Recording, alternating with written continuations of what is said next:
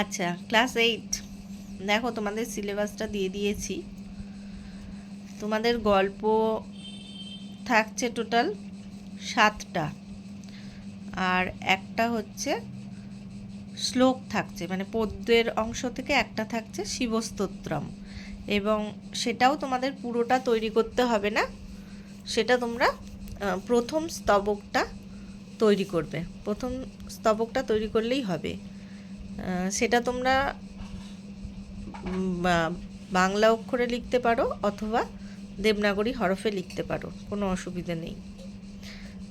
আর বাকি যে 7টা গল্প রয়েছে তার মধ্যে বায়স সর্পকথা, অতি লোভস্য পরিণাম, চিত্রগীপ কথা, সঙ্গীতপ্রিয় রাসভাহ কথা, মহাভারত কথা, মৎস্যত্রয় কথা, শিবস্তোত্রম, শিবস্তোত্রম হচ্ছে পদ্য, আর একালব্যস্য গুরুদক্ষিণা, এই কটা হচ্ছে তোমাদের গল্প রয়েছে। এই গল্পগুলো থেকে মেনলি তোমরা গল্পগুলো ভালো করে পড়বে, অনুবাদগুলো পড়বে।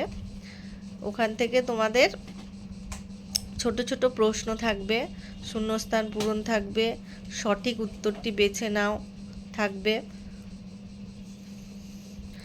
আর ব্যাকরণের পার্ট থেকে তোমাদের আছে হচ্ছে অব্যয়পদ, ক্লাস 8-এর যে অব্যয়পদগুলো সেখান থেকে তৈরি করবে।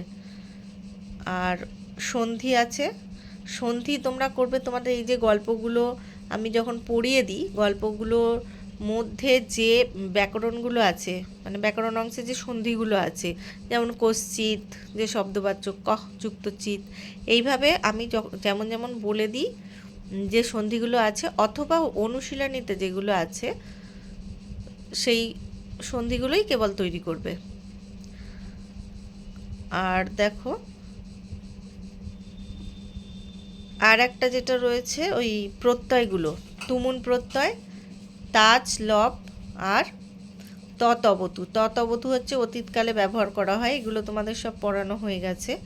আর তুমুন, তাজ, লব এগুলো আমি তোমাদের গ্রুপে আমি ছবি পাঠিয়েছিলাম। তো তোমাদের কোনো কিছু বুঝতে অসুবিধে থাকলে তোমরা আমার সাথে যোগাযোগ করবে, সেটা তোমরা পার্সোনালি করতে পারো অথবা পার্সোনালি করবে। আচ্ছা, আর দেখো শব্দরূপ দিয়েছি এক শব্দ, এক শব্দটা 3টে লিঙ্গতেই শিখতে হবে। অর্থাৎ একটি বালক হলে এক, একটি বালিকা হলে একা, আর যদি ক্লিবলিঙ্গ শব্দ হয় তাহলে একম। এরমভাবে প্রথমা থেকে সপ্তমী পর্যন্ত সবকটা রূপই পড়তে হবে 3টে লিঙ্গের। আর তোমাদের রয়েছে সর্ব, সর্বটারও 3 লিঙ্গে পড়তে হবে। কিম, কিম মানে হচ্ছে কি, আর সর্ব হচ্ছে সকলে। কিম শব্দের অর্থ হচ্ছে কি, অর্থাৎ কে, কি, কার দ্বারা, কার জন্য, কার থেকে, এইভাবে পাবে তোমরা সপ্তমী পর্যন্ত। আর রয়েছে পয়স, পয়স শব্দ, পয়স কথাটা অসভাগান্ত শব্দ। এটা তোমরা মানে দুটো অর্থ হয়, একটা হচ্ছে পয়স মানে জল, পয়ঃ মানে জল, আর দুধ, দুটো হিসেবেই পয়স শব্দটা ব্যবহার করা যায়। আর ধাতু রূপে তোমাদের দিয়েছি পুজ ধাতু, মানে চূড়াদিগণীয় যে ধাতুগুলো আছে সেগুলো সবগুলো দিয়েছি। পুজ ধাতু হচ্ছে পূজা করা, পূজয়তি, পূজয়ত, পূজয়ন্তী, এরকম রূপ হয়। চিন্ত ধাতু চিন্তয়তি, চিন্তয়ত। কথ ধাতু মানে কথা বলা, কথয়তি, কথয়ত।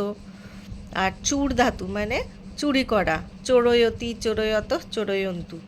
এই যে 4টে ধাতু দিয়েছি, এই ধাতুগুলো তোমরা 3টে লকার পড়বে, মানে লোট লকার পড়বে, আদেশ অনুজ্ঞা যেটা, আর লং অতীতকাল, আর বিধিলিং মানে উচিত অর্থ, এই 3টে লকার পড়বে। আর একটা ধাতু দিয়েছি দেখো, ক্রি ধাতু। ক্রি ধাতুটা হচ্ছে তোমরা পড়বে লট আর রিট। লটে হচ্ছে করতি, কুরুত, কুর্বন্তী, আর লিটে হচ্ছে করিষ্যতি, করিষ্যত, করিষ্যন্তী। এই হচ্ছে তোমাদের টোটাল সিলেবাস। তো এবারে তোমাদের অনুচ্ছেদ রচনা বা সংস্কৃতে অনুবাদ কিন্তু থাকছে না। তোমরা প্রত্যেকটা গল্প ভালো করে অনুবাদগুলো শিখবে, যাতে সেখান থেকে প্রশ্ন উত্তর এলে তোমরা পারো।